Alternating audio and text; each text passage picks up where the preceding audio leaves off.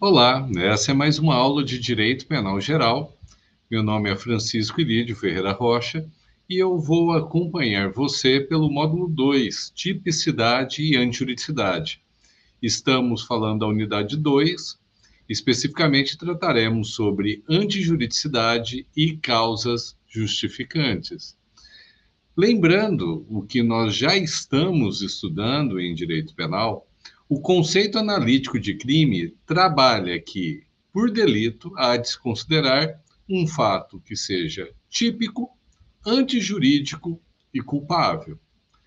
A tipicidade, ela está diretamente relacionada com a ideia de antinormatividade, ou seja, que uma determinada conduta, praticada na realidade, reúne todos os elementos descritivos de uma norma incriminadora e, portanto, quando ela lesa um bem jurídico penalmente tutelado, ela merece receber uma sanção, que é a pena. A violação da norma torna uma conduta típica.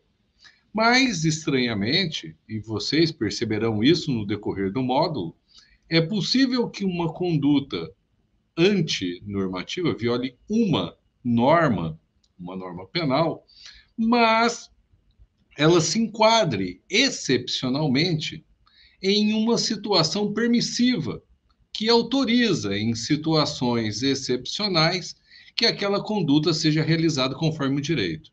Por isso, para determinar se uma conduta é ilícita, não basta que ela seja típica, ela também tem que ser antijurídica.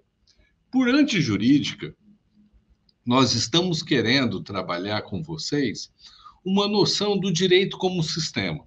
Aprender direito implica que você tem que ter uma noção que o direito não é um mero conjunto de normas. Essas normas, elas não estão jogadas, elas não estão soltas, elas são interrelacionadas dentro de uma estrutura de coesão onde existe uma recíproca implicação de uma sobre a outra. Todo sistema ele deve ser coerente e coeso, evitando então contradições. A antijuridicidade ela vai estabelecer um critério importantíssimo para que a gente determine se uma conduta é ou não é um delito. Ela afirma que não basta para que uma conduta seja criminosa que ela ofenda uma norma jurídica. Não basta que ela seja antinormativa. É necessário que ela, além de antinormativa, que ela seja atentatória contra o ordenamento jurídico como um todo, ou seja, globalmente considerado. Para isso, nós devemos verificar o seguinte: uma conduta típica, ela, de acordo com pelo menos uma das teorias que nós trabalhamos, e é inclusive uma das teorias que a gente pode dizer preponderantes dentro da teoria geral do delito que nós trabalhamos no Brasil, é que a tipicidade tem uma relação com a antijuridicidade. A tipicidade, condutas típicas, elas, em regra, elas são antijurídicas. Nós estamos falando que a tipicidade ela tem um caráter indiciário de antijuridicidade. Poderíamos dizer, né, onde há tipicidade, em regra, há antijuridicidade. Entretanto, existem determinadas situações onde uma conduta típica ela não será antijurídica. Quando que isso acontece? Quando verificado a situação de uma causa justificante. Essas causas justificantes, vocês podem encontrá-las com outros nomes, tá? É muito comum você encontrar causa justificante, causa excludente de antijuridicidade ou mesmo causa excludente de ilicitude. Aliás, já coloco aqui também uma questão de léxico, de terminologia. Se você tiver estudando nos seus livros, alguns livros tratam esse tópico como antijuridicidade, outros livros tratam esse tópico como ilicitude. Então, não se preocupe, você estudando antijuridicidade ou estudando ilicitude dentro da teoria geral do delito, você vai estar estudando basicamente o mesmo tópico. Retornemos. Uma conduta típica, usualmente, ela é antijurídica. Entretanto, e aqui é importante destacar, existem situações excepcionais que, uma vez observadas no caso concreto, afastam a antijuridicidade da conduta. A conduta passa a ser considerada justa, passa a ser considerada conforme o direito e o sujeito não pode mais ser punido. Vamos fazer uma nova digressão aqui. Toda vez que eu tenho uma conduta típica e antijurídica, eu vou ter uma estrutura que eu chamo de injusto, um injusto penal. Toda conduta típica e antijurídica é considerada fundamentalmente injusta. Toda vez que eu tenho uma conduta típica, acompanhada, entretanto, de uma causa excludente de antijuridicidade ou simplesmente uma causa justificante, a conduta, apesar de típica, ela passa a ser considerada justa, ou seja, conforme o direito. E se a conduta é justa e conforme o direito, ela não mais pode ser punida, porque desaparece as condições necessárias para que aquele agir possa ser considerado como delito. Mas quais seriam essas causas excludentes de antijuridicidade? As causas excludentes de antijuridicidade podem ser encontradas no Código Penal. No artigo 23 do Código Penal, você encontrará um rol de 4 causas justificantes, de 4 causas excludentes de antijuridicidade. Como elas estão previstas em lei, nós chamamos essas causas excludentes de antijuridicidade de causas legais. São 4: o estado de necessidade, a legítima defesa, o estrito cumprimento do dever legal e o exercício regular de direito.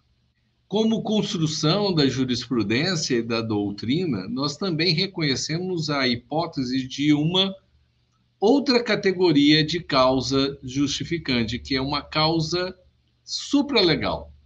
Ela não está na lei, mas, considerando os princípios do direito penal, ela é perfeitamente aplicável e ela, por não estar na lei, sendo supralegal, ela só tem uma, é o consentimento do ofendido.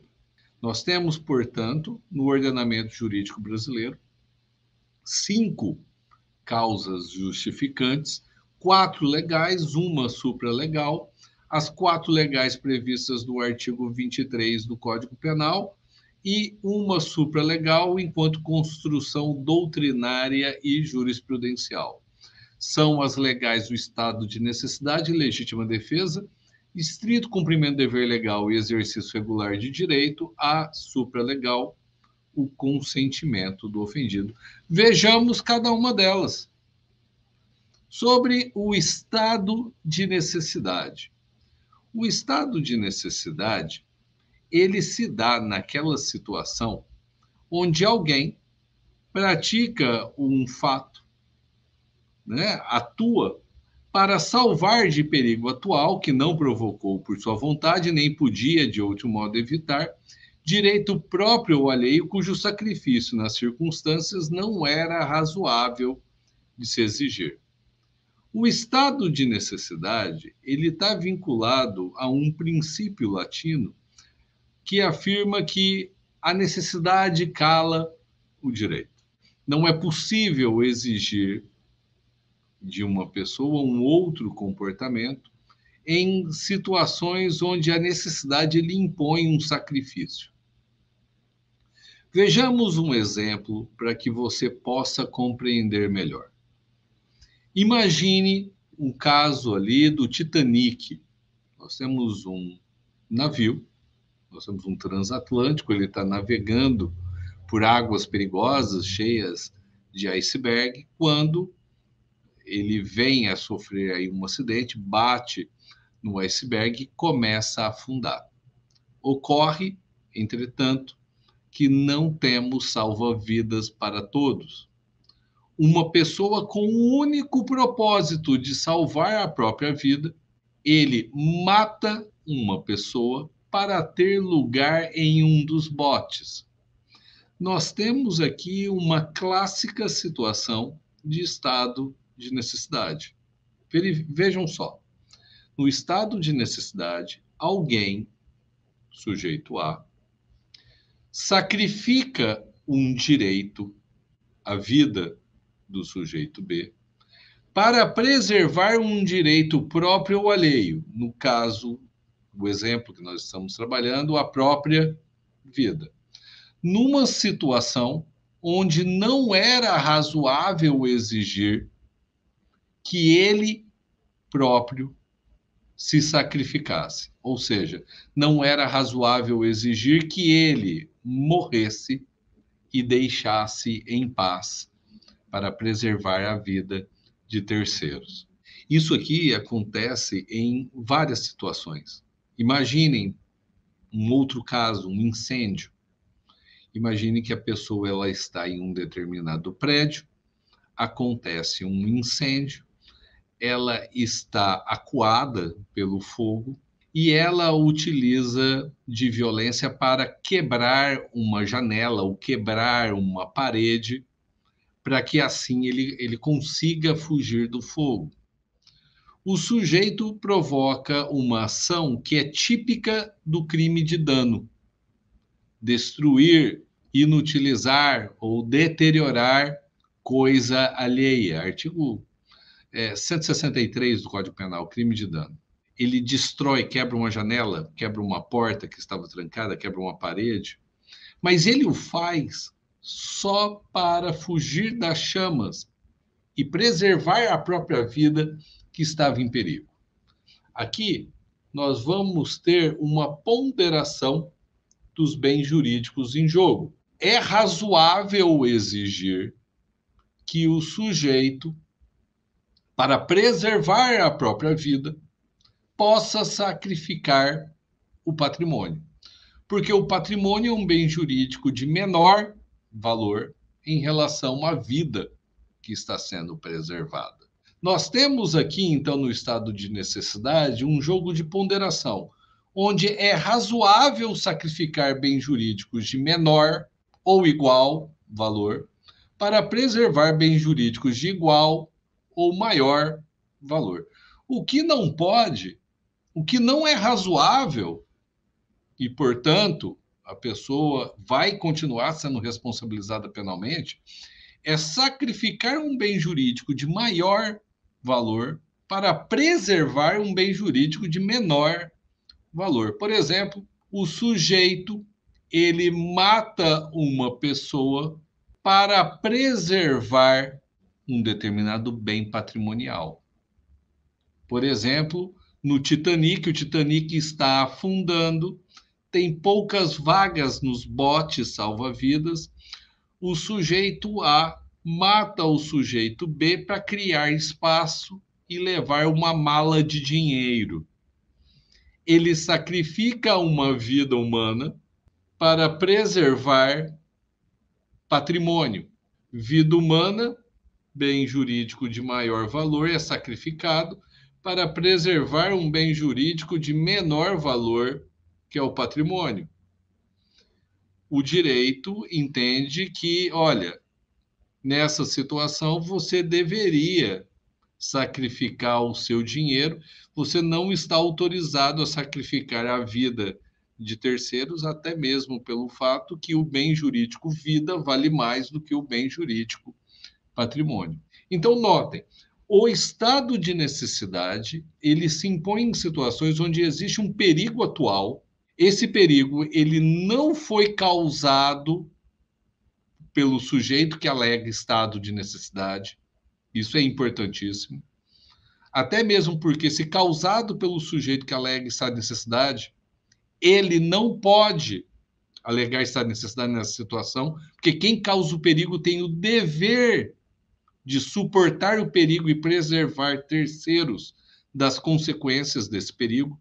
Em outras palavras, quem provoca um incêndio é responsável pelo incêndio. Então, o estado de necessidade tem uma situação de perigo atual, não provocado pela vontade do sujeito, onde ele sacrifica um bem jurídico de igual ou menor valor para salvar outro de igual ou maior valor, e não era, naquelas circunstâncias, possível evitar o perigo de outra forma. Aí nós vamos ter estado de necessidade. E existindo estado de necessidade, reconhecendo todos os elementos do estado de necessidade, a conduta, ela, apesar de típica, ela deixa de ser antijurídica e o sujeito não pode ser responsabilizado penalmente. Uma outra observação é que aquele que tem obrigação de combater o perigo, como, por exemplo, bombeiros, eles não podem alegar estado de necessidade. Afinal de contas, eles têm o dever jurídico de confrontar a situação de perigo e preservar os bens jurídicos que estão em jogo. Esta é a primeira situação de causa justificante, o estado de necessidade. Nós temos outras. Uma delas é a legítima defesa. Entende-se em legítima defesa quem, usando moderadamente dos meios necessários, repele injusta agressão atual ou iminente a direito seu ou a de outrem. A legítima defesa, ela pressupõe sempre uma injusta agressão. Uma injusta agressão significa que alguém está praticando uma ação que é típica e antijurídica. Por exemplo, sujeito A está agredindo o sujeito B. Essa agressão constitui-se um ato de lesão corporal, artigo 129 do Código Penal, que é típica e antijurídica, logo é injusta. Tá? Toda legítima defesa pressupõe uma injusta agressão. Se a agressão ela é justa, não é possível legítima defesa. Por exemplo, numa luta de boxe, onde os participantes estão inseridos dentro do contexto de uma prática desportiva e as regras dessa prática esportiva estão sendo obedecidas, evidentemente, o lutador 1 e o lutador 2 estão trocando socos mutuamente, mas evidentemente não existe uma injusta agressão acontecendo. Aqui, nem o lutador 1 nem o lutador 2 podem arguir legítima defesa. Tem que ter sempre uma injusta agressão. E essa injusta agressão, ela tem que ser atual ou iminente. Ou seja, o sujeito está sendo agredido. A agressão é atual. O sujeito está em vias de ser agredido, mas ainda não está sendo efetivamente, não está sofrendo de forma efetiva a violência no momento. Está prestes a sofrer esse ato de violência. Então, aí nós temos uma agressão iminente.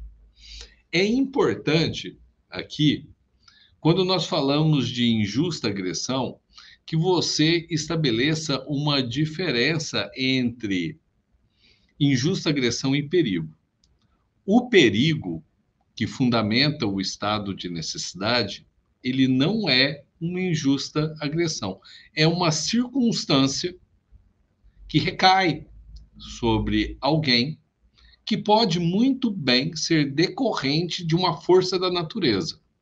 É possível que o estado de necessidade seja fundamentado por um perigo atual decorrente, por exemplo, de uma inundação, de um incêndio, de um naufrágio, onde não exista propriamente uma conduta criminosa diretamente direcionada para a vítima.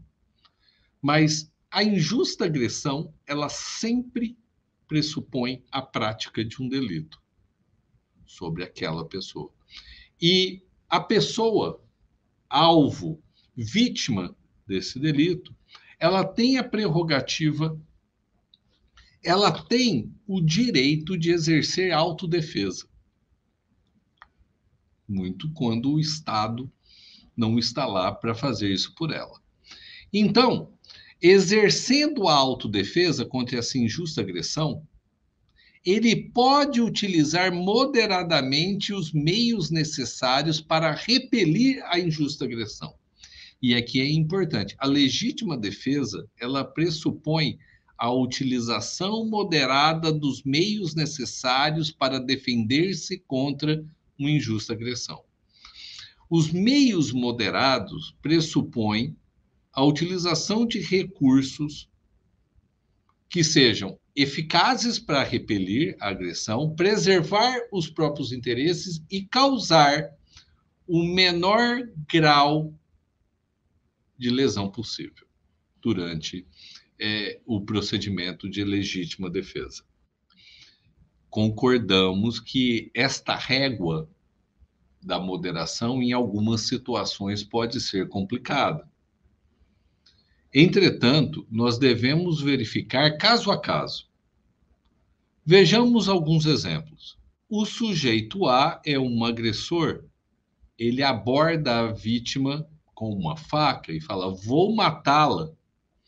A vítima, acuada por essa injusta agressão iminente, o sujeito está prestes a esfaqueá-la, a vítima, com o único propósito de se defender, saca um revólver e fala o seguinte, assim, não se aproxime, porque se você der um passo a mais, se você vir em minha direção, eu vou atirar. O agressor, uma vez vendo o revólver na mão da vítima, fica com medo e vai embora. Foge em desabalada carreira. A vítima, que estava ali em vias de ser agredida, ela pode aproveitar dessa circunstância e disparar contra o agressor que está em fuga? Não, não pode. Porque, veja, o fato de tirar a arma e ameaçá-lo com um disparo foi suficiente para repelir a agressão. A agressão cessou. Com sucesso, ela foi repelida.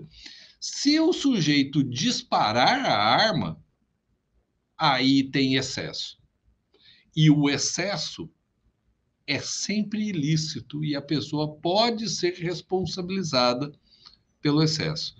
Dito de outra maneira, a pessoa ela está autorizada a utilizar todos os recursos necessários para se defender, mas só para se defender. No momento em que ela consegue com sucesso defender os seus direitos e repelir a agressão, ela tem também que parar de utilizar recursos agressivos, sob pena de entrar em situação de excesso de legítima defesa e ser eventualmente responsabilizada criminalmente. Uma outra situação é o exercício regular de direito. Ninguém pode ser responsabilizado penalmente pela prática de um direito. Seria absolutamente contraditório que o sujeito tenha um direito e exercer esse direito seja simultaneamente considerado como um delito. Uma vez que o exercício regular de um direito não pode ser um delito, prevalecerá a liberdade e será afastada a responsabilidade penal. Um ótimo exemplo disso é o direito disciplinar dos pais. O pai, visto a peraltice de seu filho, coloca o filho de castigo, olha, você vai ficar de castigo, vai pensar no que você fez, você vai ficar no seu quarto durante 1 hora. O pai não vai ser responsabilizado por cárcere privado, porque esse ato de restringir a liberdade de locomoção do filho se dá dentro do contexto do direito disciplinar, que é um direito regular, que é peculiar da condição de pai e da condição de mãe. Nós temos o exercício regular do direito, por exemplo, também é bastante evidente na prática desportiva. Nós já falamos anteriormente, imaginem que nós temos a prática de boxe. Boxe é um esporte, as pessoas têm direito de praticar esporte. O sujeito A e o sujeito B entram em um ringue e, praticando boxe, um troca socos com o outro. Essa conduta, olhando casualmente, ela poderia ser considerada como típica de lesão corporal. Mas eu não posso considerar que uma conduta, ainda que aparentemente típica de lesão corporal, ela seja considerada como delito, uma vez que ela está inserida dentro do contexto do exercício regular do direito à prática desportiva. Agora, claro que a gente está falando que o exercício tem que ser regular, significa que não pode ter abuso de direito. Imagine, por exemplo, num jogo de futebol, faltas acontecem, lesões acontecem. Mas se em um determinado momento um jogador ele deixa de jogar bola e troca socos, pontapés contra um adversário, aí já se superou o exercício regular de direito, já não estamos falando de futebol, nós estamos falando de excesso e, novamente, o excesso é ilícito e a pessoa pode responder criminalmente pelo excesso. A última das causas justificantes legais é o estrito cumprimento do dever legal. Novamente, aqui nós temos o princípio da não contradição e da coesão do sistema jurídico. Da mesma forma que algo não pode ser simultaneamente um direito e um delito, aqui também algo não pode ser simultaneamente um dever e um delito. Seria um absurdo dizer que alguém tem o dever jurídico de praticar um crime. Algumas situações impõem a algumas pessoas o dever de realizar ações que, a princípio, podem parecer ações criminosas, que parecem e são e podem ser consideradas como típicas, mas que não são antijurídicas e, portanto, não são ilícitas. Um bom exemplo disso, para que você possa compreender adequadamente o estrito cumprimento do dever legal, é a atividade policial. O policial, em algumas situações, ele está autorizado a utilizar a força necessária para cumprir o seu dever. O policial está andando pela rua e vê o sujeito A furtando o sujeito B. O policial dá voz de prisão. O sujeito A resiste. O policial, para prender um criminoso em flagrante, ele utiliza a força estritamente necessária para prender o delinquente. Notem, a força estritamente necessária para cumprir o dever. Complicada a situação do policial, né? O policial não pode fazer menos, porque se fizer menos ele prevarica, mas se ele faz mais, ele abusa. Ele tem que atuar no estrito cumprimento do dever legal. Ele não pode fazer nem mais, nem menos, sob pena de responsabilidade. Professor, e se o sujeito utiliza de violência desmedida? Se ele utiliza violência excessiva, ele pode ser responsabilizado criminalmente pelo excesso, porque, repito, todo excesso de causa justificante é ilícita. É uma resolução ilícita daquela problemática e, como tal, merece responsabilidade penal. A última das causas justificantes, dessa vez uma causa legal, é o consentimento do ofendido, quando não se constitui em excludente de tipicidade. O consentimento do ofendido é excludente de tipicidade quando o dissenso da vítima faz parte da descrição do tipo. Fora dessa hipótese, o consentimento do ofendido pode ser causa justificante, desde que recaia sobre bens jurídicos disponíveis, dentro do limite de disponibilidade do bem jurídico, e esse consentimento seja exarado por pessoa capaz e ele se dê de forma livre, esclarecida e isento de vícios como fraude, erro ou coação. Poderia dar um exemplo: tatuagem. Uma tatuagem, para aqueles que já fizeram ou já viram, implica em um ato doloroso. É uma lesão corporal, né, através de agulhas. A pessoa vai fazendo, né, desenhos, vai fazendo representações gráficas na pele. A princípio, se você observar de forma casual, a tatuagem poderia ser considerada como uma lesão corporal. Ela não será, entretanto, crime, desde que recaia sobre um bem jurídico disponível. No caso, a integridade física é um bem jurídico disponível, desde que recaia sobre um bem jurídico disponível dentro do limite de disponibilidade, porque existem limites de disponibilidade. Eu tenho disponibilidade sobre minha integridade física, eu posso fazer algumas coisas.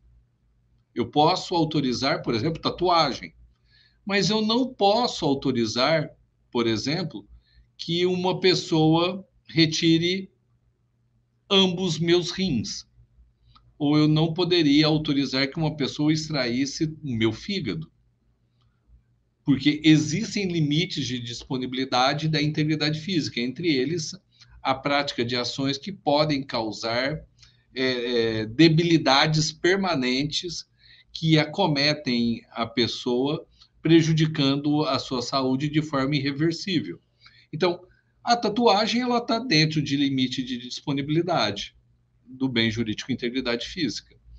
Eu posso fazer uma tatuagem desde que eu tenha capacidade de consentir. Eu, maior de idade, posso autorizar fazer uma tatuagem. Mas uma criança de 8 anos, ela não tem capacidade para consentir nessa matéria, ela não pode autorizar ninguém a fazer uma tatuagem. Se alguém faz uma tatuagem na criança sem autorização, essa pessoa está praticando um crime porque o consentimento não é válido, porque não é emitido por uma pessoa capaz. E o consentimento também tem que ser livre. Livre significa não tem coação, ela não foi obrigada a consentir, até mesmo porque isso é uma coisa absolutamente contraditória. Tem que ser esclarecido, significa que a pessoa tem que saber exatamente sobre o que o seu consentimento recai, sobre o que ela está exatamente consentindo, e sendo livre e esclarecido, tem que ser isento de vícios, não pode ter por isso coação física, não pode ter vício de coação moral, ou seja, grave ameaça, não pode ter erro, falsa compreensão daquilo que se consente, não pode ter fraude, não pode ser o consentimento obtido mediante alguém ter sido enganado. Esperamos ter esclarecido esses tópicos, mas é muito importante que você complemente os seus estudos observando as nossas referências bibliográficas. Nesse tópico, nós recomendamos que você dê uma olhada no curso de Direito Penal de Guilherme de Souza Nutti e no livro de Direito Penal de Pipino e Souza. Ambos os livros estão disponíveis na biblioteca digital da UFMS. Bons estudos e até o próximo módulo.